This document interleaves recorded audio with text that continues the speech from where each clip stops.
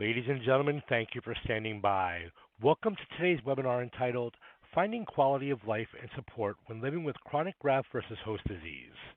At this time, all participants are in listen-only mode. There will be a question and answer session. You may ask a question at any time by typing it into the Ask a Question feature on your screen. Once again, if you'd like to ask a question, you could do so at any time by typing it into the Ask a Question feature on your screen. It's now my pleasure to turn the call over to Jennifer Gillette. Please go ahead. Thank you so much, Kevin, and thank you everyone for joining us here today. We are very excited to bring you our speakers and the information with this webinar, and we hope that you get some wonderful nuggets out of it today. And as Kevin said, we will be talking about finding quality of life and support when living with chronic graft versus host disease.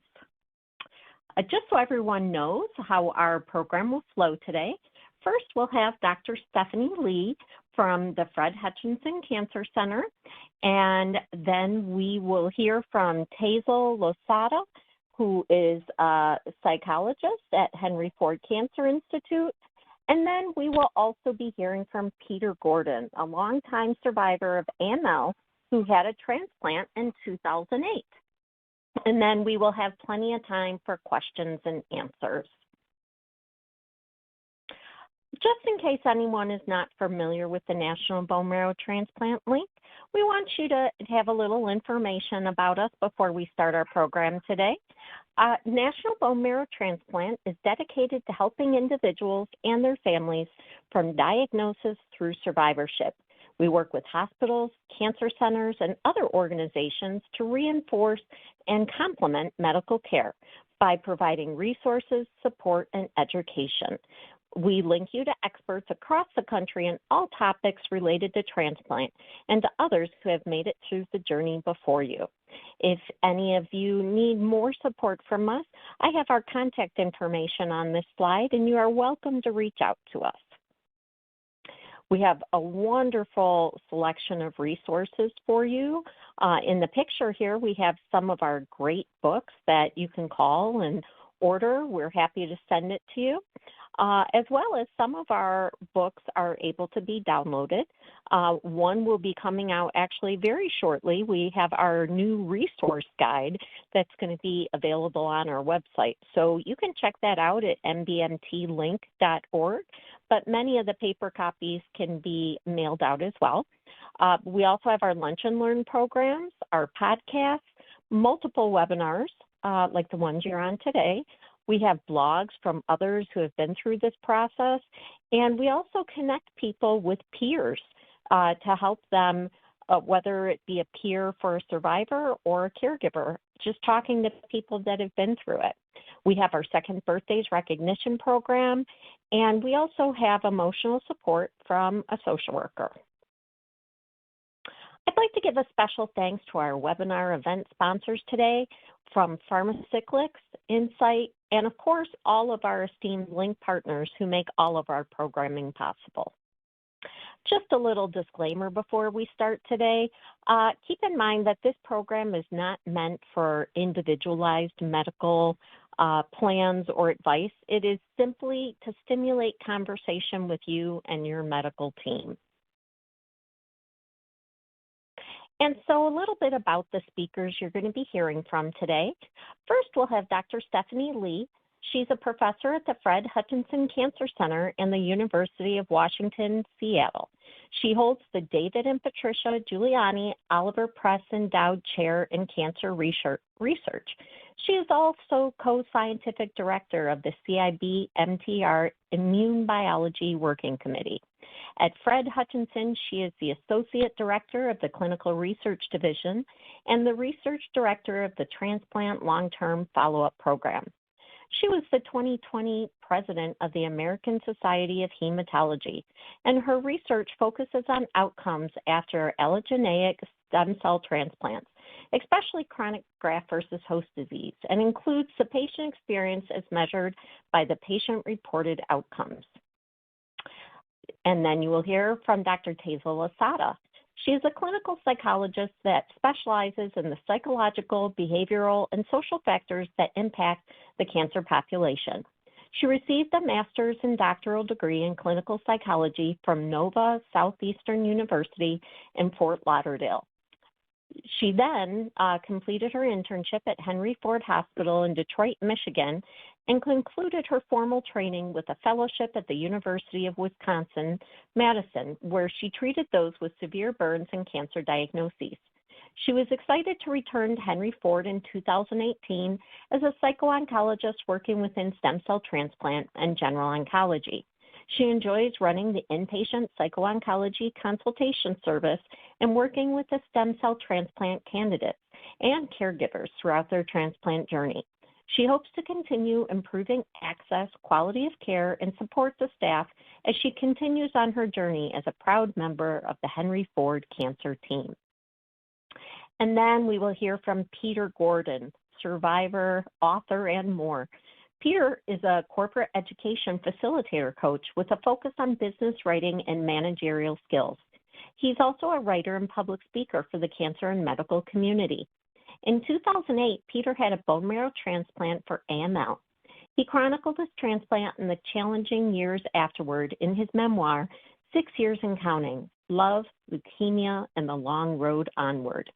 He continues to grapple with the chronic graft versus host to this day and is constantly striving to live the best life possible with his conditions. He's also a passionate advocate for promoting bone marrow donor awareness and registration.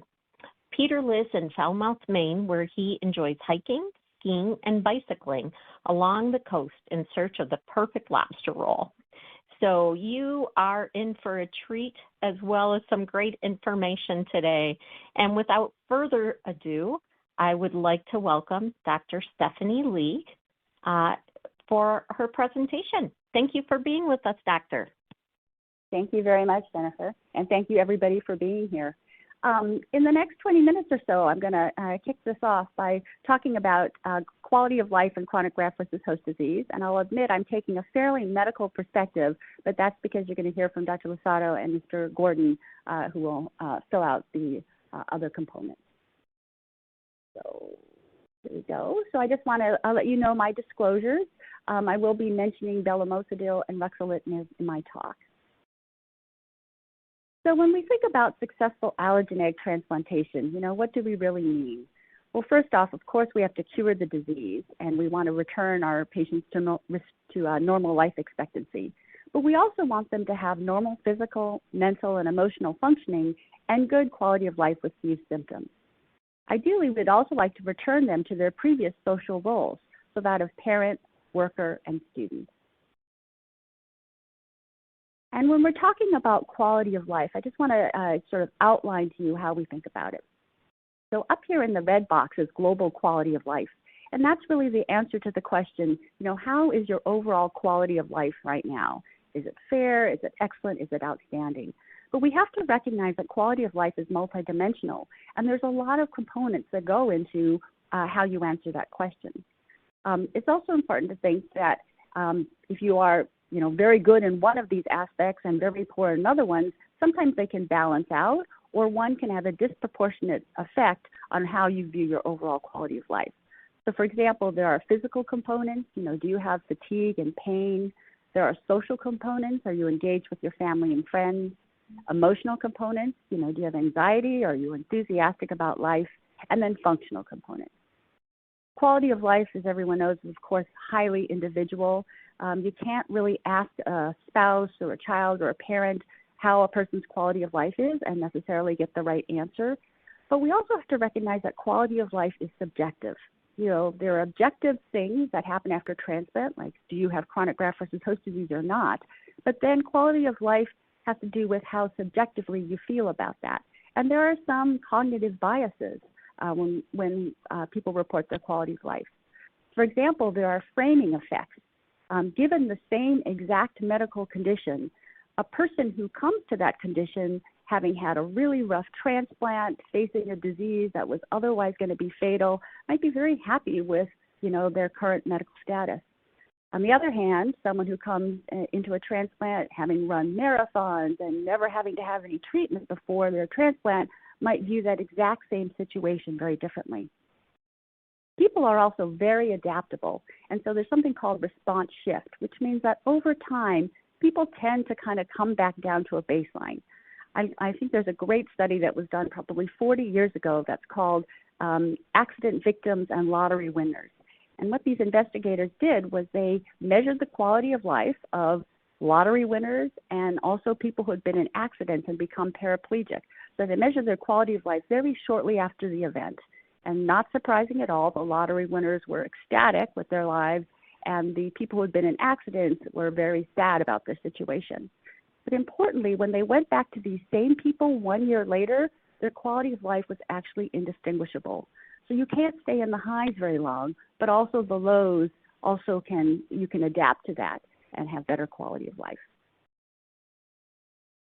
So what do we know about quality of life before transplant, before you even go through this whole procedure?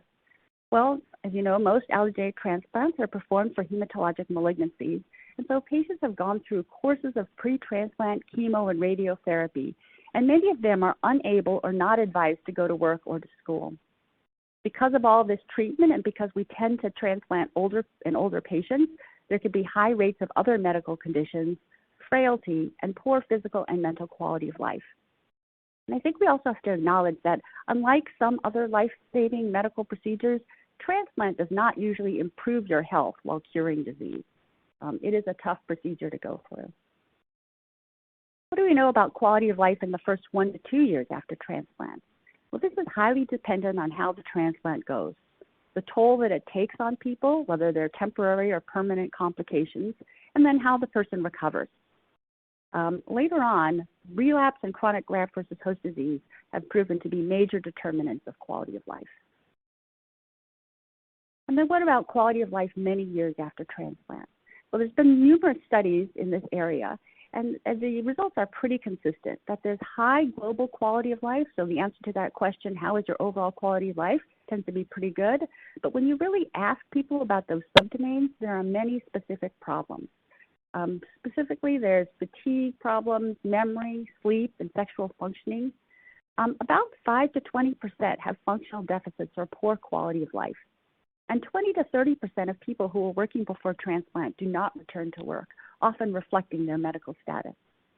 Recovery is at least a 3 to 5 year process. You can see improvements over time. Generally, after about 5 years, the literature would suggest that quality of life kind of plateaus. Now, I also want to acknowledge that there are some positive effects of transplant. Most patients will report a greater appreciation for life, health, and loved ones. And studies have shown that better quality of life is associated with certain factors. So if you have higher pre-transplant functioning, if you're younger, if you're a man, if you have higher educational status, and if you have good risk disease, those features tend to be associated with better quality of life. If you have an autologous transplant or chemotherapy instead of an allogeneic procedure, if you're further out from transplant, and as I mentioned, and that is the point of this webinar, if you don't have chronic graft versus host disease, all of those are associated with better quality of life. So now back to the topic of chronic GVHD. Well, I think as many people on this call are aware, this is a syndrome of inflammation and scarring, which is caused by the donor immune system attacking the patient. And really, almost every organ can be involved. On average, people who have chronic GVHD have 3 or more organs that are affected. And the median time of treatment, once you have to start on systemic medications, is about 3 to 5 years. But there is a substantial minority, 25%, who are still getting treated for chronic graft versus host disease 10 years after they were diagnosed. The major organs that are involved tend to be the skin, the eyes, and the mouth, but also liver, lungs, the stomach, intestines, and the genital tract can be involved. There are some syndromes that are much less common, but also can be more difficult to treat. And these include things like fluid buildup around in the abdomen or around the lining of the lungs and the heart. You can have muscle inflammation, your counts can be affected, and there can be kidney dysfunction. And then more controversial are things like neuropathy and muscle cramps, which are very common in people who have chronic GVHD, but we don't know if it's directly related to that syndrome. Somewhat rare are heart rhythm abnormalities, and then controversial are brain and spinal cord effects. But you can see for a syndrome that involves inflammation and scarring and can involve almost every organ of your body, there's going to be significant quality of life effects in battling this syndrome. So I like this figure. It's a fairly old figure, but it just sort of illustrates the way that people with chronic GVHD feel compared to patients who have been transplanted who don't have the syndrome. So in this figure, the people who have active chronic GVHD are shown in the black bars, and you can see that they are much more likely to report difficulties in general health, mental health, functional impairment, etc. When you look at people who have been through the same kind of procedure but don't have chronic GVHD, those are in the white bars, they still have some problems that they report, but it's much lower. And importantly, the gray bars are the people who had chronic GVHD and then it resolved. You can see that in this study, it looks like their quality of life is much more equivalent to the people who were never diagnosed with chronic GVHD. This is a little complicated figure, but I'll walk you through this.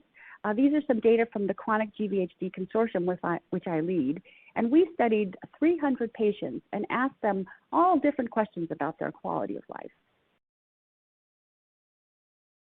And my animation is not working. So I'll just, sorry, I can't, I had boxes around things, but I'll have to walk you through this. Actually, sorry, I clicked the wrong box. Here we go, there's the red box. So the PCS is the physical component, so that's your physical quality of life, and the MCS is your mental quality of life. And here I'm showing you what patients who had mild, moderate, or severe chronic GVHD told us. The dotted line is the normal general population, so that's kind of like what the average person would say. And you can see that people who had chronic GVHD were always to the left, or usually to the left of that line, saying that their quality of life was worse than the general population. And the patients who had severe chronic GVHD were really the most affected. They were farthest from that dotted line. When you look at the mental functioning, you can see that people who had mild chronic GVHD actually were not distinguishable from the normal population, but those who had severe chronic GVHD were suffering more. And this is looking at those same two scales, the physical and the mental functioning, with chronic GVHD people being above that red line. And again, you can see the same kind of pattern with the severe folks reporting the worst quality of life.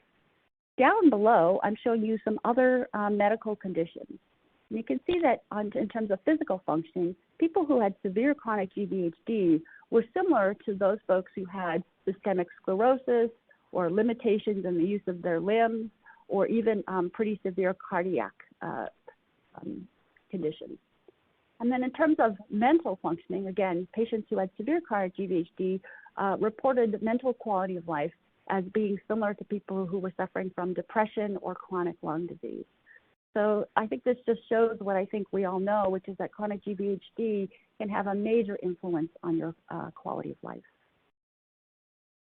So how do we enhance quality of life after transplant?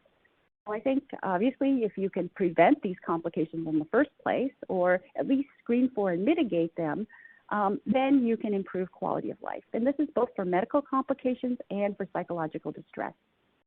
And I will say that given a person's medical condition, whatever that happens to be after transplant, you can also try to improve quality of life by addressing negative interpretations of that medical state or promoting positive interpretations. So how do we prevent and treat chronic graft-versus-host disease? I think one important thing I want the audience to know is that there really is a greater appreciation of the clinical investigators and the field about recognizing that chronic GVHD even needs to be prevented. Early on in the field, we were mostly focused on acute graft-versus-host disease, but that has really changed in the last 5 years, and a lot of our big studies actually focus now on preventing chronic graft-versus-host disease. There's been increased research funding and pharmaceutical interest, and there's now 3 FDA-approved drugs that were just approved in the last 5 years, and many more in the pipeline. It's really exciting for us because these new drugs are pills, they're not infusions. They are less toxic, so they have fewer side effects, and we think that they're more effective. And future research is trying to detect and treat chronic graft-versus-host disease earlier to prevent permanent damage. And we're also trying to find better treatments for the most difficult to treat manifestations, things like, bad skin disease and lung disease. So here are the 3 agents, and again, I don't want you to pay attention to the details down there, but ibrutinib or Imbruvica was approved about 5 years ago, and then just last year, belumosudil or Rezurock and ruxolitinib or Jakafi were approved. All of these agents work by different mechanisms, and so there's also the possibility to combine them and to sequence them to be even more effective in treating chronic GVHD. I'm just going to go over some of the data in this ruxolitinib paper, only because it was a well-designed study that actually had a comparison group. So in the study, there were about 330 people, and they enrolled on the study, and then they and their doctor said, okay, if I'm not going to be part of the study, this is the therapy that I'm going to be given. And there were 9 different therapies, which are common therapies that we use for chronic GVHD. And then as part of the study, they were randomized. So they were randomly assigned to either get that agent that they had said they would get otherwise, or they were given Jakafi at a standard dose. And the primary endpoint was the response rate at 6 months. But importantly, the key secondary endpoints, one of those was the modified Lee symptom scale, which is a symptom scale for chronic graft-versus-host disease. And I think why this is really important was this is a really high-profile study. It was very well done. It was published in one of our major journals, and it really took into account what patients are feeling with this syndrome and whether treatment made them feel better. So all of those endpoints were positive. This is just the results of the symptoms showing that patients who received the Jakafi were twice as likely to have control of their symptoms compared to the control group. But I wanted to share this slide with you, which is unpublished, although it's been presented, which asks patients, after 6 months of treatment, how severe is your chronic GVHD? And have you gotten better or worse? Which is really the question that is the most important, right? On the panel on the left, you can see that people who received the drug, Jakafi versus the best available therapy, were much more likely to say that they had no symptoms seen in the blue bar. Much more likely to say that they had no symptoms, and they were much less likely to say that they had severe symptoms. That is the red bar.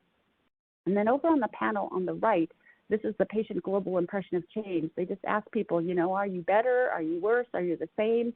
And people who were on, in this case, the Jakafi arm, were much more likely to say that they were improved and much less likely to say that they had worsened compared to the comparator. So again, I think there's a greater appreciation that the quality of life of people with chronic GVHD is a valid therapeutic target. It's not just whether something looks better or moves better, but it actually is important if it improves your quality of life. I just wanted to put the slide in here to acknowledge that all of these new drugs, as wonderful as they are very expensive. And so, I've talked about the side effects of some of these drugs being better than our old drugs. Sometimes the financial toxicity of these drugs is actually greater. I know there are many patient assistance programs, but there's still a number of patients who are not able to access these drugs. And then I wanted to finish up alluding to something I had mentioned, which is trying to enhance positive interpretations of whatever medical state people are in. Dr. Losada and I think Peter are going to talk a little bit about supportive care and the psychological approach, so I won't go into that. But I wanted to just share some of this information about positive psychology. So this is a pilot study that we had done with people who were far out from transplant. Actually, they didn't have to have chronic GVHD. They just had to be 2 or more years out from transplant. And we gave them an 8-week program in which we asked them to commit to 20 minutes per week, spending time doing one of the things that I listed below. And the point of this is that, a lot of times people are in their moment, they're dealing with their lives, they have lots of symptoms. But if we can use a therapy that will elevate the people's mood and make them feel good no matter what their physical state is, that's almost like a drug. That's a benefit. And so we asked people, for example, in the first week to recall positive events and to count their blessings. In the second week, to identify and use their personal strengths. In the third week, to write a letter of gratitude to someone who had positively influenced their lives. People really liked that one. Next week, and figure out an enjoyable and meaningful activity and engage in it, recall and leverage past successes, do a random act of kindness, buy someone behind you a cup of coffee, and then the last 2 weeks for participant choice. And the important thing is you don't do these all the time. You actually only want to do it for 20 minutes a week, because if you do it too often, then it kind of loses its effectiveness. But we did find that it improves positive affect and helped to counteract anxiety and depression. So again, if people feel better, that's what's important. And I think we need all kinds of approaches to help people feel better. So I'll just summarize to say that, as I've shown you, and we all know, chronic GVHD definitely impairs quality of life. Prevention is key, as well as early detection and effective, safe, non-toxic treatments. These are key to minimizing the effects on quality of life. I didn't go through specific supportive care and symptom relieving options, because I think the subsequent speakers will go over that. And I wanted to impress that there are lots of progress. There's lots of progress and research activity in chronic GVHD. And I do look forward to a world in which, if we can't prevent it, we can at least dramatically decrease the effect on people's lives. So I want to just acknowledge the Chronic GVHD Consortium. I showed you some of the data from this research consortium. It's made up of institutions all over the country that do research in chronic GVHD. Also wanted to acknowledge my funding sources from the NIH and the David and Patricia Giuliani Oliver Press Endowed Chair for Cancer Research. And thank you, and I will turn it over to Dr. Losada. Thank you so much, Dr. Lee. That was a wonderful presentation. We appreciate your passion on how you treat your patients and your research. It provides a lot of hope. And yes, now we would like to thank Dr. Taisel Losada for presenting from a psychological perspective. Hello, my name is Dr. Taisel Losada. I'm a clinical health psychologist at Henry Ford Health in Detroit, Michigan. On my next slide, you'll see a beautiful picture of Detroit. So I'm a very proud member of the Henry Ford Health team, specifically working in our cancer department, our hem-onc department. And we are one of Michigan's first programs to provide a stem cell transplant and other types of cellular therapies.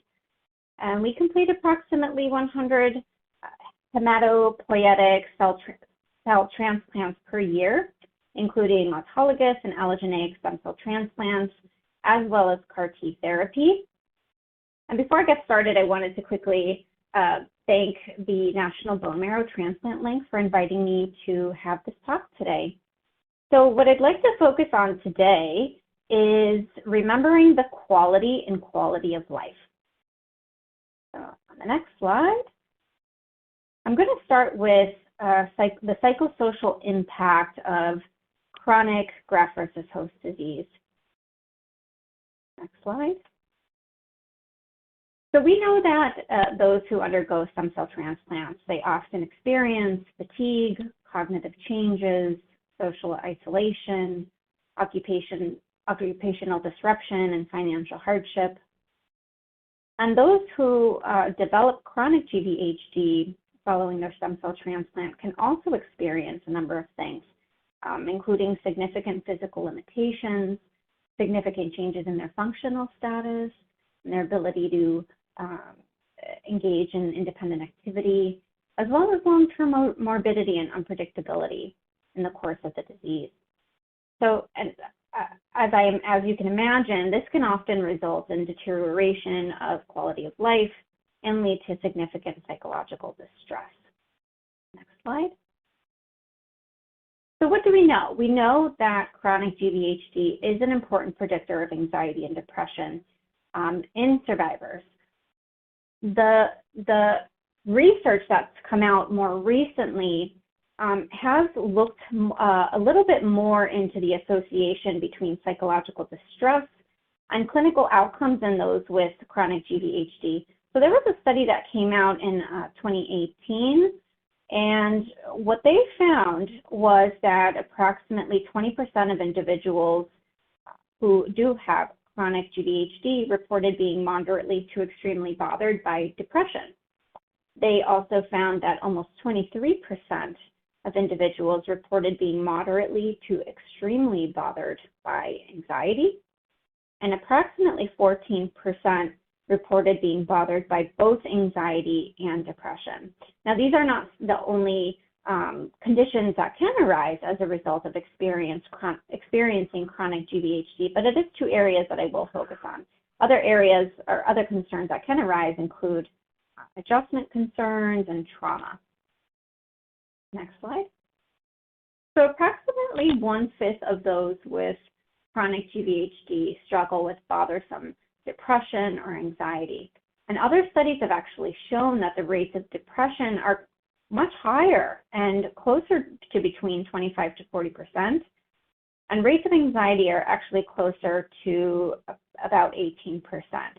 And that is reporting within the moderate to severe range of symptoms.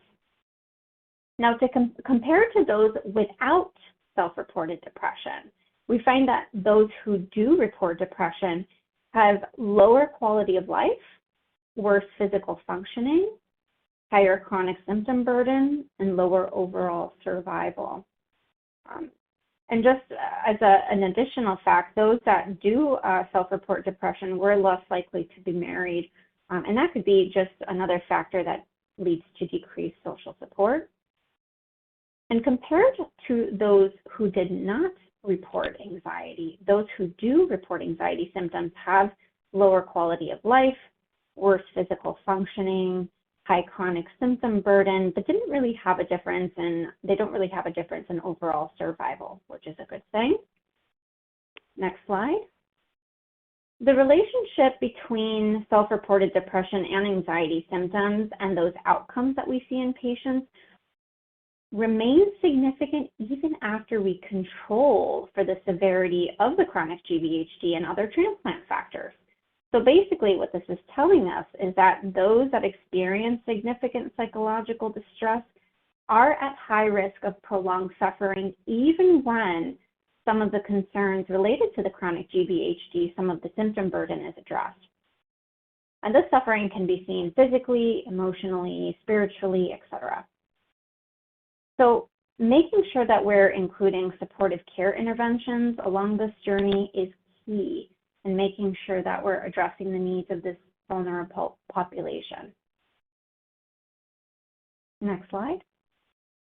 So the question is, how does depression lead to lower overall survival? And there are a few theories. So one thing that we do see with folks who experience depression is differences in their health behavior. So for example, they may not adhere as well to recommendations. They may have poor medical follow-up. They may avoid coming to see the doctor because they've experienced so much difficulty already, so many challenges. We also see increased rates of desire for hasten death and suicide. And the other theory that we have considered is the psychobiological processes that do result in immune activation and end up leading to an elevation in pro-inflammatory cytokines. And these pro-inflammatory cytokines are believed to play a role in the onset of chronic graft versus host disease. So basically, what I'm hoping to really exemplify here is that there is a mind-body connection. So there is strong evidence that depression, anxiety, PTSD, fatigue, these conditions do increase the activation of the immune system. So your body does respond to these psychological experiences of stress.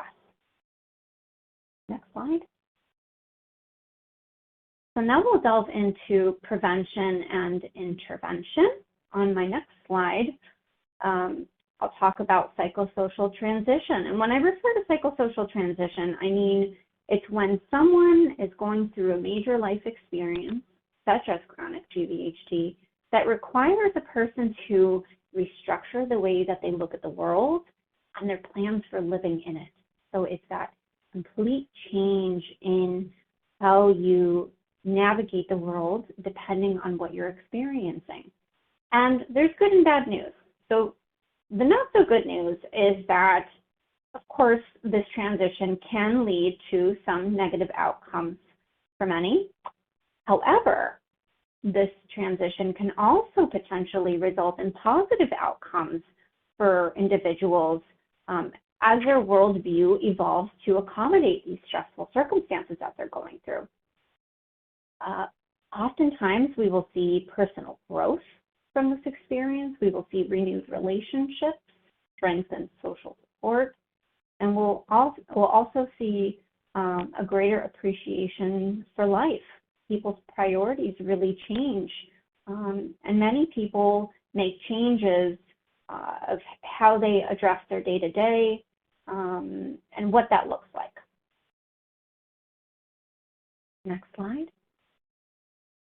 So I wanted to bring up some helpful strategies that I think are helpful in any chronic illness, but particularly for those who are experiencing chronic graft-versus-host disease, given that it is one of those conditions that can be difficult to predict what it's going to look like down the road.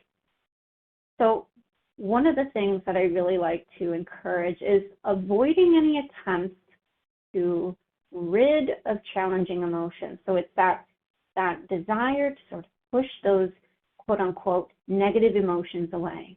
And I always remind people that emotions are transient. They change. Perhaps you've noticed that you may be very frustrated in one moment and maybe 30 minutes later you're less frustrated, or your mood has changed because someone's made you laugh, or you've done something to distract yourself, or something enjoyable has happened.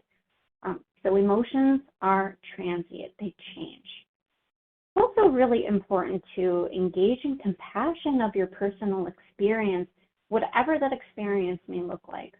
I think that judging our experience, particularly our emotional experience, is often unhelpful and just leads those emotions to just kind of sit there versus allowing us to move forward. Another really great strategy that I'm sure many of you engage in regularly is flipping the coin. So exploring those alternative perspectives, looking at a situation a little bit differently. And sometimes our family and loved ones, our friends, can help us find alternative perspectives on circumstances that can make us look at things a little bit differently and in turn feel a little bit differently about them. Another really important aspect of adaptive coping with chronic conditions such as GVHD is acceptance of what is outside of your control. Now, when I say acceptance, that doesn't mean you have to like it. That just means it's there and you're going to do anything that you can to navigate it as best you can. Acting toward and committing to living a valued life. I bolded this because I think we all have to take the time to explore what is really important to us. This is especially true when you've had significant changes in quality of life. So that may be different to each and every one of you. For some of you, it may be family, independence, sense of meaning, comfort, etc. There's no right or wrong. But it is important to process that and to think about, what do you value in your life? And are you placing your energy in the right place? Are you putting your time into things that really are meaningful and valuable to you? Some other helpful strategies, of course, are participating in meaningful activities, whether it be hobbies, exercise, music. Again, it's different for everyone. And even self-soothing activities, mindfulness and meditation, something as simple as taking a shower, or taking a bath, or doing anything that would be under the category of self-care. And another really important aspect, another strategy that I think we all have to keep in mind, especially when going through something like chronic GVHD, is being transparent about your needs, being specific. I think a lot of us expect our loved ones to sort of know how we're feeling and what we're thinking, but none of us are really mind readers, so we have to be specific about what we need and open to accepting help. Next slide. Some other really useful opportunities that we can look into for coping and improving quality of life are engaging in support groups and other forms of social support. So this is both for those experiencing chronic GVHD and those caregivers, the people who are providing support. The nice thing about support groups is they bring people together who have gone through similar experiences, and it provides an opportunity to establish additional social support, to network, meet people who really understand what it is that you might be going through. Some other really great resources could be within your hospital system or your health system. So at Henry Ford Health, we do have a group for stem cell candidates as well as stem cell caregivers, and some of our folks do experience chronic GVHD as well, and it's a nice opportunity to be able to process that and provide support. So you may want to look at your local resources. There's also social media groups and community forums such as bmtsupport.org, where you can find different opportunities to join groups and discussions about living with chronic graft versus host. And there's also national organizations such as Be the Match, the Leukemia and Lymphoma Society, Gilda's Club, and Immerman Angels. I do want to point out Immerman Angels, if you're not familiar with that, is a program where you are connected with someone who has a similar condition or experience, and it's a really nice way to, again, connect with someone who might have a different perspective or understanding of what you might be going through. Next slide. Some other wonderful resources, of course, include counseling and psychotherapy. So oftentimes stem cell transplant programs have an associated behavioral health provider. There are also private practice practitioners or community mental health that can be found through insurance or through your providers. Spiritual care is one that I really want to highlight as well. We know that spiritual care, whatever that means to you, can really reduce anxiety and promote hope if that's something that is an important factor in your life. Financial counseling is also an important thing to think about. We know that treatment of chronic GVHD and going through a stem cell transplant can be very financially burdensome, as many cannot work after this experience or have had to make very significant adjustments. Palliative care is one that I also want to highlight. So when you think of palliative care, I think many folks think of hospice. Well, palliative care is certainly a part of hospice, but palliative care also kind of acts on its own. So their job is to relieve suffering via the comprehensive assessment and treatment of physical, psychosocial, and spiritual symptoms that patients may experience. So they, again, are a part of hospice, but they act on their own as well. You do not have to be enrolled in hospice in order to benefit from palliative care. I think it's a very special experience to make sure that comfort and management of symptoms is taken into account to improve well-being and quality of life. Next slide. So now talking about pharmacological interventions, we often use medications to also address psychological suffering for depression and anxiety. So we'll often use antidepressants, anxiolytics, sleep aids, appetite stimulants, depending on what folks present with and whether they find it might be helpful for them to sort of take the edge off a little bit as they're going through this very challenging experience. And of course, if one is experiencing any further complications or concerns, it's important to go to your primary care provider or a psychiatrist or a behavioral health provider for additional recommendations that are specific to you. Next slide. And I always like to point out a few psychological crisis services. Some days can be tougher than others, and so there's always it's always important to have these things in mind. We have a new crisis line actually that rolled out a few months back. you have to dial 988, and that actually connects you to the National Suicide Prevention Lifeline. And someone will walk you through a psychological crisis, which is a really wonderful resource to have available.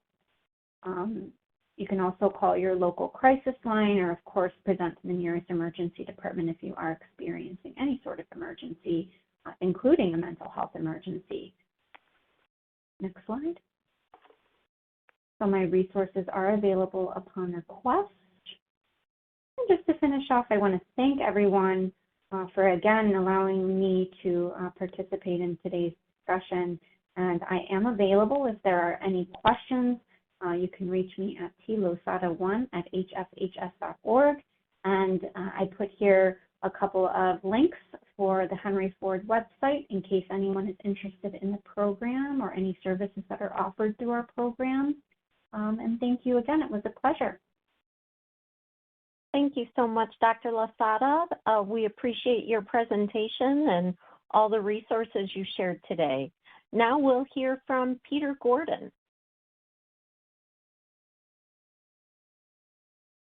Hi there, everybody.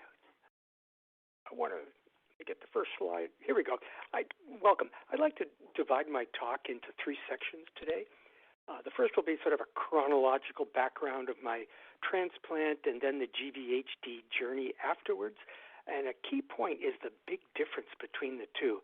And I've already heard from both presentations some amazing things that will resonate, certainly resonate with me, and I hope it resonates with you. The middle part of my talk will focus on some of the specifics of my symptoms and some of the remedies I found to, if not cure them, at least manage them. And then finally, I want to share some of the less tangible things that I found to help me cope through this journey. So let's start. I'd like to take you back 15 years into the mountains of northern New Hampshire. And that's where I was living when this all started. You can tell it's a beautiful setting. I wasn't living in that big Mount Washington hotel, but a condo right nearby. It was a wonderful area for skiing and hiking, and that was a big passion of mine. And I met a woman from Montreal. She came down with me, and we just both were living a great life in our wonderful outdoor recreational backyard. We were healthy, and life was good. Got married on the deck of that hotel, and 9 months after that picture was taken. And by the way, it's not what you think when you hear 9 months. That ship had sailed a long time ago, but 9 months I went in for a regular doctor's appointment. My blood counts were a little bit off. And next thing I knew, like probably many of you, life just suddenly changes. You can probably identify that scene in The Wizard of Oz when Dorothy's house gets lifted off the foundation in the tornado, and that's what it was like. But we were very fortunate. We had some very good professional oncologists that gave us, meaning my wife and me, a clear direction. And I liken this phase of my journey to a hurdle race where you have one hurdle, you have to go over it, go to the next one, go over it, and it's daunting, but it's on a linear, clear path toward a finish line. And the first hurdle was finding the right hospital, which was a bit of work for us to make that choice, but it turned out to be a great choice. And the next hurdle is getting a donor, which for us was extremely anxiety-provoking. It was close to 3 months. By the way, that picture is a little betting pool my family made for when I'd get the call that they found a donor. And boy, talk about a hurdle. That was awesome. Next hurdle was getting into the hospital was sort of uneventful, but once in the hospital, getting through the conditioning phase, the chemo, and especially that radiation. That's the radiation room, by the way. Whoa, that was brutal. I felt terrible, but I guess it worked. My marrow was sort of killed off. My blood counts were down to 0 or close, and I was ready for the transplant, which itself was somewhat anticlimactic. But the next big hurdle was the engraftment. And it took a little longer than we expected, but when I finally saw my blood counts rising like that, it was like, wow, another amazing hurdle. So we were moving down that course, and a few more days in the hospital, had some infections and things, but they got me feeling good, and time for discharge. What an exciting, wonderful moment. We're both smiling and happy there, but you can probably, I don't know if you can see it, but there was a sense of foreboding because that hurdle vaulted us out of the care of the hospital, and now we were on our own, facing the most daunting hurdle of all, which was the 100-day quarantine. And I had some severe downs and ups, but over time I made it through that with the help of our hospital, which gave us some great suggestions. They gave me, and especially my wife, a binder like this with all sorts of guides, and they flagged it with Post-it notes for the important things. And thanks to the great care and the great work of my wife and our hospital, we made it. And a huge, wonderful hurdle was day 103. Decided to finally get all dressed up and go over to dinner at that hotel, and it just felt amazing to get out in the world again. If you look really close, you can see a little stubble starting to come back, a little peach fuzz.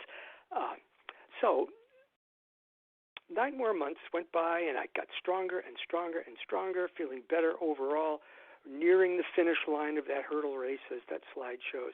And finally, the penultimate hurdle was making it to that 1 year mark.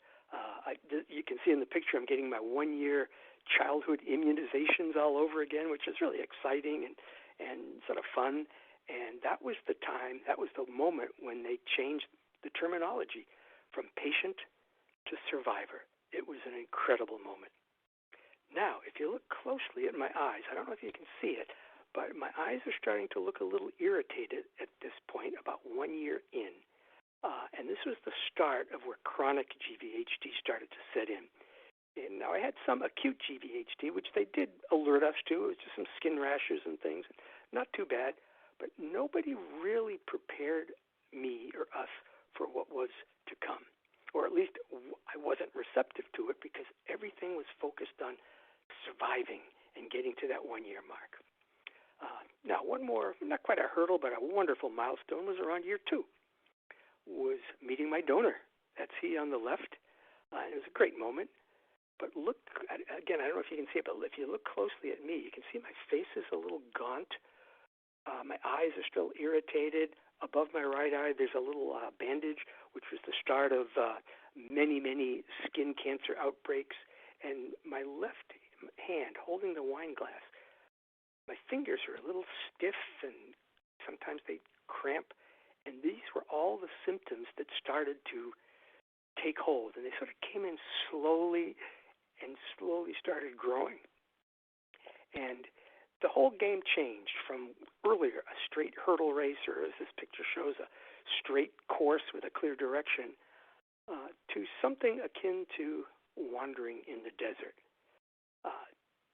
I don't want to disrespect our hospital. They still gave me great support, provided good drugs that helped me manage the GVHD, but finding those peripheral remedies for the various symptoms was like an undefined wandering, and the whole experience didn't have a clear ending point in mind. So a few years in, I was just looking at my medicine cabinet one day, and I took this picture, and I went, wow, it's just like a graphic of all my different symptoms. From going clockwise, from the skin products, and had a lot of heartburn and stuff like that, dry mouth, and that affected my teeth, antibiotics to ward off infection. And my doctor was very concerned about lungs in particular, anti-inflammatories, which I was having a lot of inflammation. I was taking tacrolimus as an immune suppressant for this whole time, the last 14 years, up till about a year ago. I was taken off that. My lungs had all sorts of issues and problems. Eyes, this is only a part of it. Eyes were just a brutal effect of the GVHD. And there were more symptoms as well. Liver counts are off, and I'm not quite sure what that affects, maybe digestion or something, but everything just never felt right since this chronic GVHD set in. Cramps, as Dr. Lee mentioned, muscle weakness, aches, stiffs, and just overall fatigue. So this ushered in an era where I consider this portion of my journey sort of a private burden, because everybody thinks, okay, you've gone through, you've survived cancer, you've made it, you're a survivor, way to go, Peter, you're so strong, blah, blah, blah, blah. That's all wonderful, but nobody realizes the burden you carry, especially when you try to get back to living, which I was fortunate enough to do. And the burden is that all of these symptoms, especially if you're trying to live, have offshoots, have effects, as both the previous speakers have mentioned. So it's not just the symptoms in your body, but as you go out in the world and try to live, it affects so many other different parts of your life, or at least it sure did with mine. So let me give you some examples. Skin, all sorts of dry skin, cancer outbreaks, and so forth. And at one point, I had a big removal of some skin cancer in my ear. And speaking of offshoots, a week later, I was doing a workshop, which I do for my professional life, and I was in front of a group. And oh, by the way, that's the skin graft they put for my to fix the cancer. But I was in front of a group. I saw a lady's eyes open wide. I felt this in the front. She was in the front row. I felt this warm, sticky thing going down my neck. And I won't show you the picture, but I went into the men's room, and it was a bloody mess. It was unbelievable. Now, I came back. I patched it up. No big deal. And you'll see the next slide. This is just a few weeks ago. There's my ear. There's a chunk missing. You'll also see some more blotches on my skin. And by the way, my hair is turning a little gray. But this is what the skin issues did.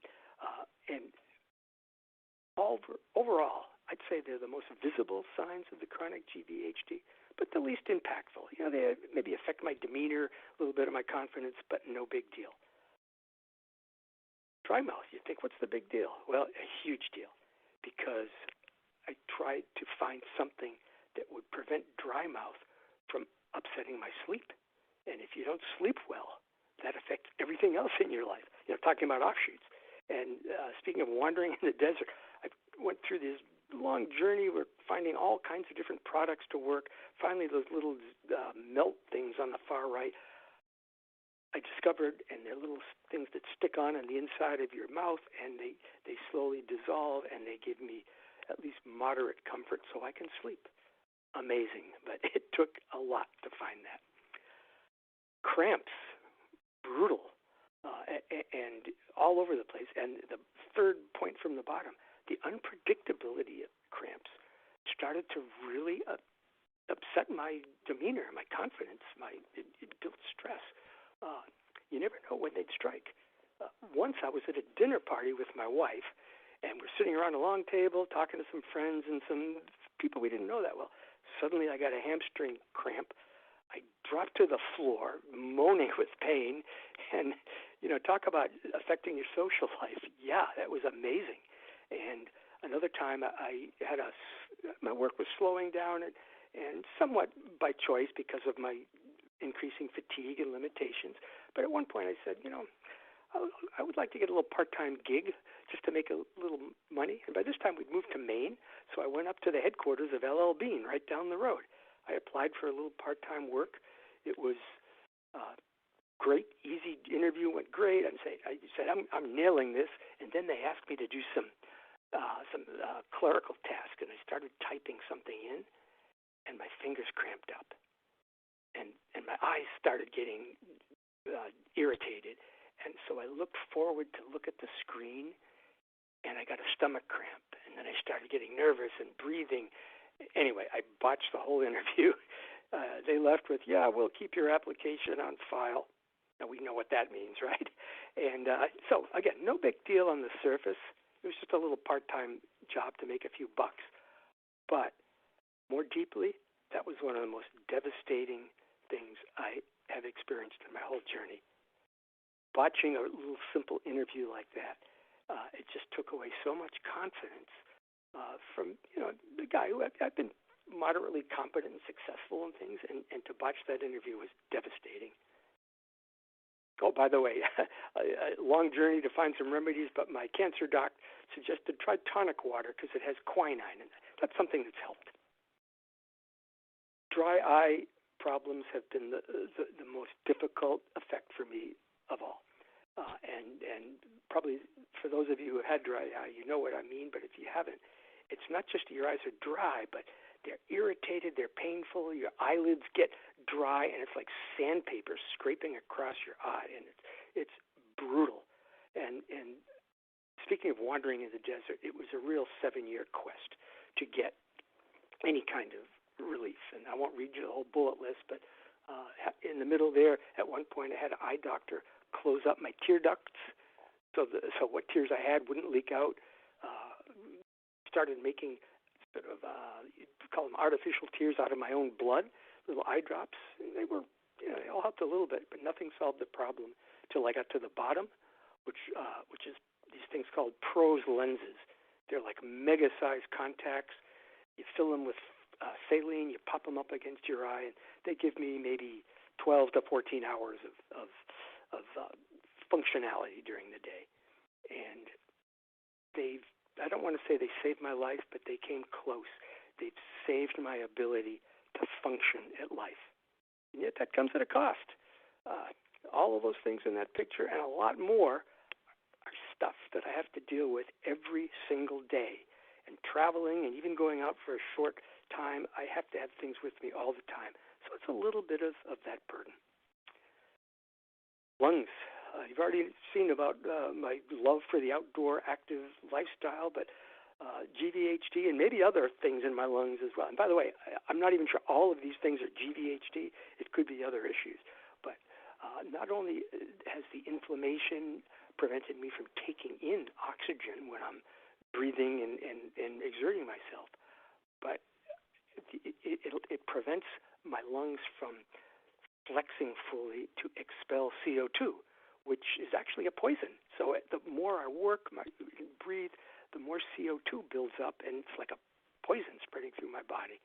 So that's been a really difficult thing to deal with, and I've had to adjust my activity, my passions, my lifestyle. Just bringing in groceries sometimes leaves me doubled over, panting when I come in. And as you'll see in this next little story, it's even my lungs have even affected some decisions we made on housing. All of these symptoms sort of coalesced and seemed to spike up around year 5 and year 6.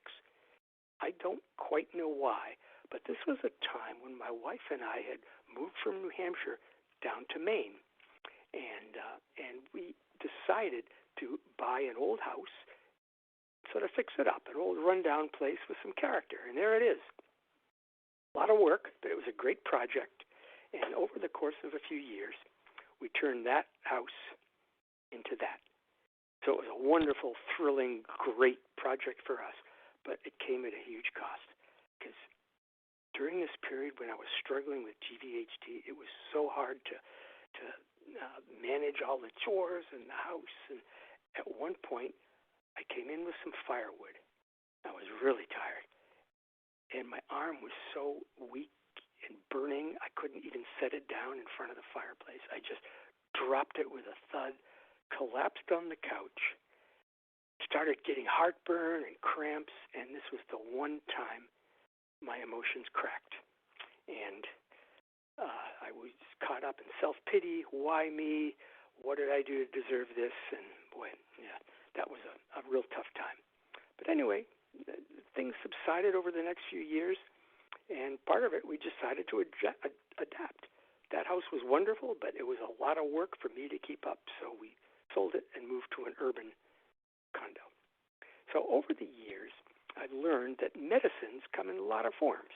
The drugs they give you, the little remedies you find, but another thing that has really helped my wife and me through the years have been things like sayings and metaphors and images and stuff like that, the intangible stuff. And I'd like to go into the last part of my talk for the next few minutes, just talking about a few that have helped us. This juices vegetables is something a friend of my wife's always used to tell her during my transplant and even during my GVHD struggles. She said, if you juice his vegetables, he'll be fine. It'll cure everything. He'll cure his cancer. And we'd sort of roll our eyes and go, yeah, okay. And she was partial to beets for some reason, so I put a picture of beets there. But this leads us to think of the importance of using critical thinking while you're going through this experience. As that second bullet says, you get vulnerable. You're grasping at anything you can try. And my wife and I have both said, let's try this, let's try that. And then we said, stop, wait a minute, come on, let's use good sense. So critical thinking is a huge intangible that has helped us. Another sort of metaphor is blanket kicking. Now, let me explain. That's our cat. He's a sweet little cat, but every now and then he jumps against the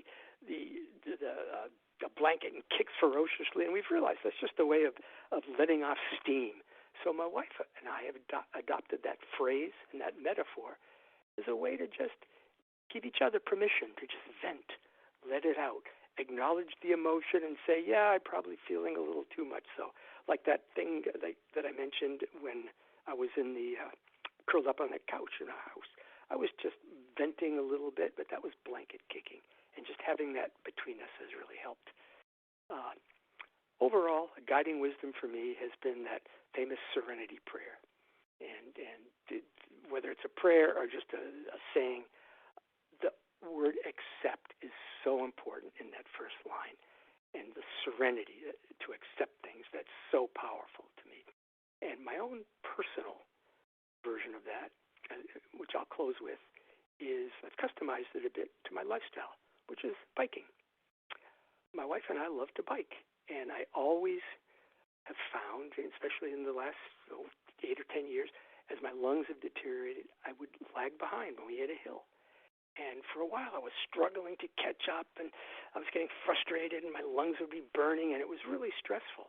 And then one day, this mantra hit me: take what it gives you, meaning take what the hill gives you. And I've learned to repeat that every time I'm cycling, and she's way up ahead of me. And what that means, I adjust the gears and the cadence and my pedaling firmness. I find a nice rhythm of my pedaling and my breathing. I build in rest stops. I communicate. I say, honey, I'll meet you at the top of the hill, or wait for me at the ice cream store. And that's allowed me to appreciate the bike rides. And finally, just look at that list again, that mantra and those bullets. It's much bigger than just biking.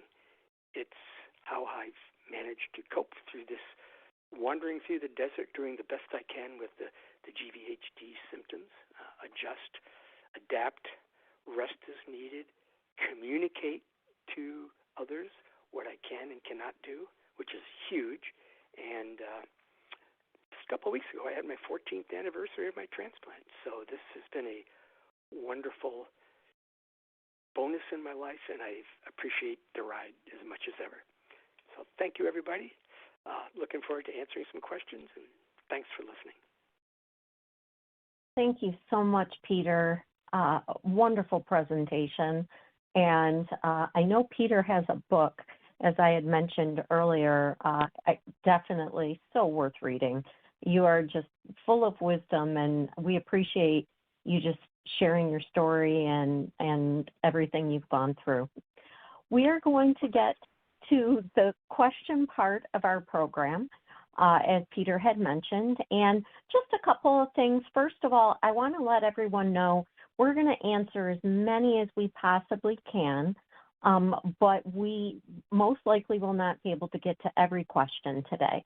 But also, one other little side note is sometimes with medical terminology, we use a lot of abbreviations. And so we ask that you fully write out your answers when you put a question, just in case there's any similar acronyms or abbreviations, just to make sure we answer it correctly. But I know we were going to start. We are already getting some in, and I'll have Kevin explain really quick to anyone who might not be sure how to ask them, but then I will start us off with our first question. So go ahead, Kevin. Thank you. If you have a question today, you can please type your question into the Ask a Question feature on the left side of your screen. Once again, to ask a question at this time, please type it into the Ask a Question feature on the left side of your screen. Back over to you, Jennifer. Thank you, Kevin. Okay, we have someone here that had a stem cell transplant back in 2009 for non-Hodgkin's lymphoma and has suffered chronic GVHD with the eyes. He says that he's been to many physicians and no one has been able to help. He's tried many protocols and nothing has worked. An oncological dry eye specialist at Moffitt Cancer Center didn't know where to go with everything with him, and he was really hoping that we could give him some suggestions. He says his quality of life has suffered, it's severely diminished, and that he's experiencing some depression and withdrawal from social engagements. So maybe we can start with Dr. Lee, and then I would be curious to hear Peter's suggestions as well on this one. Yeah, I sympathize with that. I think, as Peter mentioned, eye graft versus host disease is one of the most bothersome symptoms, just because it's always there. You basically feel like you have, grit in your eyes. I think Peter gave a very nice list of all of the treatments that we generally use, and hopefully you have, tried all of those different things. I think the problem with eye graft versus host disease is that once those glands are scarred down, it often does not get better. And so you're left trying to just treat it symptomatically. So, using those, eventually the very fancy lenses to just kind of, protect the eye is where a lot of patients end up. I do know that there's some research going on right now to try to improve symptoms, so it doesn't do anything in the eye itself. But there was a very nice randomized study that was done in Boston where they actually put a gel on the forehead, and that seemed to help relieve some of the irritation and the pain. I think that they are, pursuing that. That's not really commercially available right now, but I think, research is going on to try to improve it. Peter, I know you have been through a lot of those things. I was pretty quick on my slide listing all the things I was trying, and again, it was like wandering through the desert. And what I found is a lot of the doctors had their suggestions, but nobody quite could come up with anything to resolve it, to stop the dry eye. So I sort of shifted my expectations, and instead of thinking that, well, these drops will cure my dry eye, or the tear ducts, or even my blood serum tears will cure it. Nothing did. They may have mitigated the symptoms. So I shifted my expectations and just kept researching and learning and asking, and again, wandering through that desert. And when I finally got to those PROS lenses, those supersized scleral lenses, it wasn't at all an attempt to cure the dry eye. Nothing worked. It was just to accept that and say, okay, given that, how can I deal with it? How can I function? And as I said, for me, those things led to functionality at best. So here's my answer. Thank you, Peter. So much wisdom there. Dr. Lee, this sounds like one for you. Can a survivor get cGVHD 9 years post-stem cell transplant? The short answer is yes. Even if you've never had it before, you're constantly at risk for it, unfortunately. And when it comes on that late, sometimes it's because your immune system got out of balance. Like bad sunburns, infections, things like that can sometimes spring it on. So even if you've never had it, or if you had it and went away, if you are starting to have unusual symptoms anytime after a transplant, it could be graft versus host disease, and you should get that evaluated. Thank you. And what about, another person asked, what is the best treatment for very painful musculoskeletal GVHD? Yeah, so musculoskeletal GVHD, if this is really the kind of muscle problems, it's usually weakness, actually. Pain, some people will say that they have an ache. Usually it's not pain per se. If it's the muscle, it could be the joints or other things. I think, treating the chronic GVHD effectively is obviously key to that, but also making sure that there isn't anything else going on in the picture. So, for example, statins that people take for cholesterol can sometimes cause musculoskeletal pain, or other kinds of medications. So, sort of the converse of what I said before, which is it could always be chronic GVHD. Sometimes it's not chronic GVHD and it's something else. So I would say that effective treatment and making sure there's nothing else, and then unfortunately, pain, physical therapy, pain medicine, physical therapy, massage, some of those supportive care measures could be tried. Great. Another person writes, in the 8-week well-being trial program, the 20 minutes, do you recommend that it's all done at once or in smaller segments? Usually people did that at 20 minutes at once, or sometimes like for the kind acts, they would do 2 10-minute ones.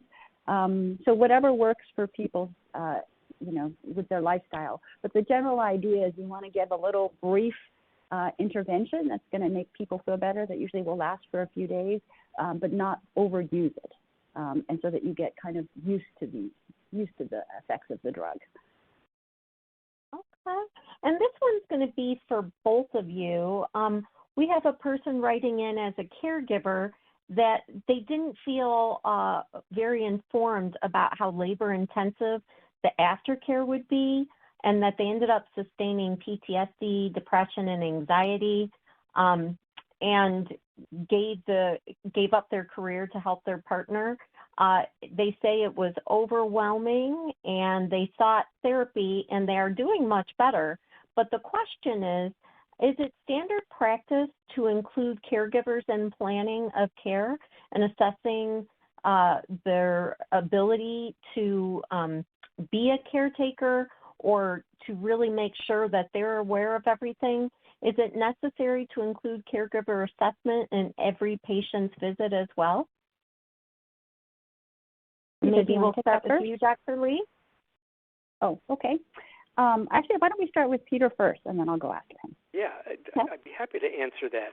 I mentioned something in my talk about the great care my hospital took to make sure my wife and I were informed of a lot of things to come, especially during that first year, that 100-day quarantine and the other things, to just manage us and manage my care up through that 1-year survival period. And they did a great job. And I guess we're talking about hospitals. It was Dana-Farber in Boston. They were magnificent. But I think the thing that hit us and hit both of us, and in a way hit her, we weren't really prepared for the effect that the chronic GVHD would have in the years to follow. As I mentioned, with those offshoots or some of the other effects that both speakers mentioned. And I just think a little bit of preparation for her as my caregiver and me and as partners would have really helped if it didn't sort of hit us as such a surprise. Because to tell you the truth, with all the stresses of the transplant part of my journey and that first year, it was magnificent. She was magnificent, and it just went great in terms of our relationship. It actually strengthened our bond. But the uncertainty and unpredictability of the chronic GVHD journey actually put a little more stress on her than the first part. So all the preparation and involvement the community can do to involve the caregiver through the whole journey, I would say absolutely worth it. Yeah, and I'll just add, we've done some research on caregivers, and first of all, the patients really appreciate their caregiver. They're always writing about that to us, even years later.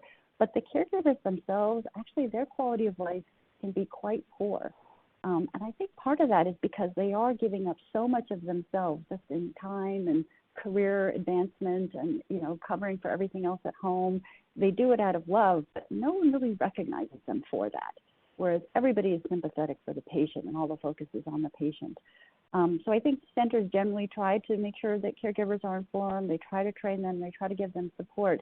But I like this person's suggestion about even talking to them, after when the patient comes to the visit, a check-in with the caregiver to see how they're doing and an acknowledgement of how much they're contributing to keeping that patient healthy is important. Absolutely. I'm just going to add a little tidbit here, too. November is National Caregiver Awareness Month, and it's a great opportunity to write those letters or do something special to honor those caregivers, because they really, we hear the term over and over again that they're secondary survivors, and we need to support and show our gratitude to those caregivers. But thank you both, Dr. Lee and Peter, for your response to that. Dr. Lee, We have a question here about, is it possible that GVHD can get worse instead of better over time? Unfortunately, the answer is yes. It can definitely get worse despite all these treatments. It can get better and worse, and it can get worse and better. There's all kinds of trajectories. As I think I said on one of my slides, once someone needs to be on treatment, the average treatment is usually 3 to 5 years. So it's a long and chronic disease.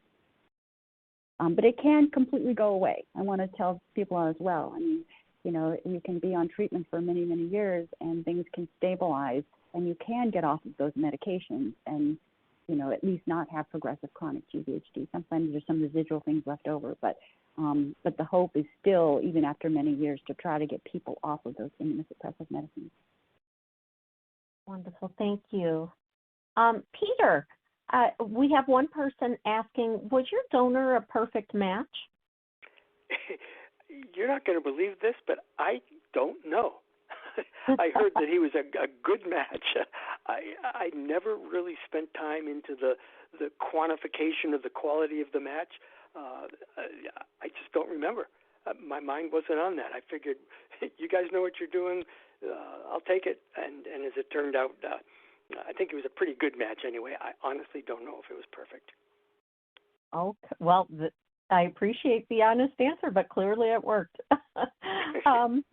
Okay, we have a kind person here sharing that they try Oral 7 moisturizing mouth gel with enzymes, and it really helps them with their mouth GVHD. So just passing that along. Let me see here. We also, someone had said how much it helped when families made meals and cooked, you know, just looking after the family.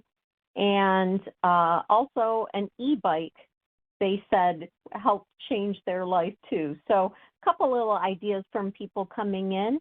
But another question here, we have someone who says they have itchy bumps that stay very long, and they're 2.5 years out. Is that a symptom of skin GVHD? I'll take that. I think, you know, it could be. Sometimes people do have these bumps that come and go, that itch or flake or, you know, sort of swell up and then go back down again. And, you know, not all graft versus host disease has to be treated. So if they're coming and going, there's probably nothing one needs to do about it. But yes, we have seen that as one potential manifestation.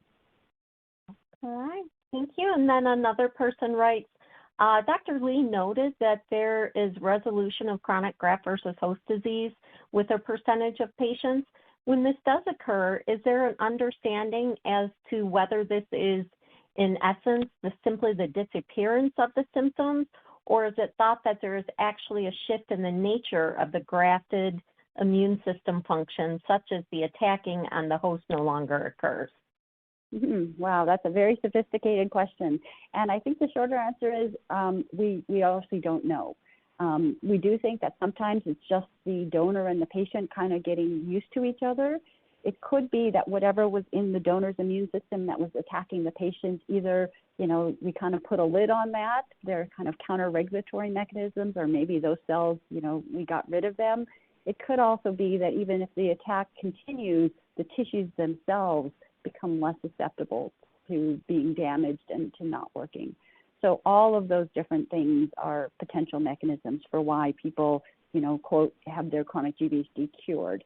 I think later on someone also asked, like, does it come back even after it's gone away? And unfortunately it can. We have done some research that says that when you finally get to the point where the GVHD looks like it's under control and you taper everything and you get off of that last medicine, about 50% of the time it does come back and people have to go back onto treatment.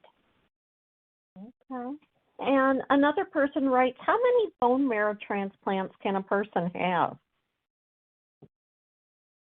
Well, I'll take that. I mean, we've certainly seen people have up to 3. I think it depends a lot on the clinical situation, like why does someone need another transplant? So I don't think there's any absolute number. It's just really putting it into the context of what you're trying to achieve with that transplant. Okay. And Peter, how long did it take for you to start driving again and get strength back? Oh, let's see. Give me a second to think through. I probably, after I got out of that 100-day quarantine at home, I was driving, with fully masked and gloves and all that for quite a while. Probably within another few weeks or a month. Somewhere 125 to 150 days I was out driving. The driving was no problem physically. It was mostly just being out in public. I still had to be really, really careful. Sort of a precursor to what we all experienced with COVID many years later. Yes, thank you. Also, Peter, we have another question here for you. Someone asked, what was the difference between your pros versus scleral lenses? I guess technically they're both the same thing, because I guess a scleral lens is a sort of a smaller, normal-sized contact, but what they share in common is they're designed to be filled with some fluid, and then you pop them against your eyelid. And sclerals themselves could be very helpful. I just found the ones they started me with were sort of small and a little hard to get in and out, and they didn't quite give me the full relief, and just the discomfort of manipulating them in and out created more pain and a little bit of stress. So pros are just super duper sclerals, I guess, highly engineered, highly expensive, but they, as I said, they finally gave me the relief I was striving for. And just if you're interested, they are distributed all over the place, but there's a company called Boston Sight, which owns the patent and distributes them from through various different providers around the country. Oh, thank you for that. You're welcome. Also, we have a question about stomach issues with the GVHD. This person's been having a lot of problems with the stomach. Any thoughts on that, Dr. Lee? I guess it's tough to, since I don't know exactly what the stomach issues are. If it's, the most common one probably is nausea and loss of appetite. And generally we treat that with, regular pill, prednisone and things like that. But there also are some topical agents to try to cut down on acid or to, just treat the stomach itself that this person can talk to their doctor about. I see they also mentioned, the extremely dry eyes, and we haven't talked about this, but dry mouth often bothers people a lot. And the reason you have dry eyes and dry mouth is because the GVHD affects the glands, like the saliva glands and the tear ducts. And so if those are completely obliterated, then the dryness part of it is irreversible. But you can do some of these things like Peter mentioned with the lenses, with the mouth. There are artificial salivas and things to try to increase saliva. So a lot of this is supportive care and saying, okay, what is your symptom and what kinds of treatments do we have that addresses the symptom, even if it's not going to test the underlying GVHD. Well, thank you. There's another person here who says their husband's having an allo transplant in a few weeks and has a total colectomy or no colon. They are noticing nausea and diarrhea as symptoms of GVHD, but can he expect to have increased symptoms versus other people based on that history? I guess it depends on why he has the colectomy or the no colon. We've done several transplants on that, and it can go just fine. But if you don't have an organ, then I suppose it's true you might be less likely to have, the common symptoms that I mentioned for that organ. So I wouldn't expect there were necessarily going to be more symptoms, and there may potentially be less. Okay, great, thank you. And then I will ask this last one. If I'm prednisone in Jakarta, can prednisone be stopped after 6 months or before? I can address that. So, it really depends a lot on, and I don't want to give any medical advice because it completely depends upon the specific symptoms and how one is responding. If you're on prednisone and Jakafi for chronic GVHD, like I mentioned, a lot of times people are treated for a few years, but in symptoms that go away very quickly, then your physicians may be wanting to taper you a little bit faster. Generally, we would try to get people off the prednisone before the Jakafi, but again, that just depends a lot on the individual situation. Thank you, Dr. Lee. And actually, I'm going to try to squeeze one more in just because I see we have so many questions today. Peter, we have someone who asked, do you feel a specific event triggered the drastic change with your GVHD? Wow. That's a great question. I really don't know. The only speculation my wife and I had was it could have been that house we bought itself. I was doing a lot of work in the basement and scraping floors and pulling out old insulation. There could have been some chemical or something in there, that mold or something that sort of increased all of these things. I don't know. I tossed that back to Dr. Lee, see if that's possible. But the interesting thing is, once we sold the house and moved to a simpler, smaller condominium, that increase in my symptoms let down a bit. They didn't all go away, but I didn't have that huge surge. What do you think, Dr. Lee? Could that have been something, the house itself? Well, I have to say, I'm a believer in the mind-body connection, and I think that stress and other kinds of changes, yes. Stress, good and bad, can definitely affect Yes. things. Even just extreme exercise or an infection, or like I mentioned, a sunburn, things that kind of affect your immune system can have some of these downstream, consequences. So again, you never know, but given that you got away from that and felt better, I think, it's definitely possible. Yeah, interesting. Well, thank you, Dr. Lee and Dr. Losada and Peter. What an amazing presentation today. I am sure you helped many people, and we at the National Bone Marrow Transplant Link are just so thankful for you sharing. If anyone needs more support, I have my contact information here. We are here to help you, but we thank all of you for being here today. We thank our sponsors and, of course, our link partners, and we wish you all good health and a good day. Thank you. That does conclude today's webinar. You may disconnect your line at this time and have a wonderful day. We thank you for your participation today.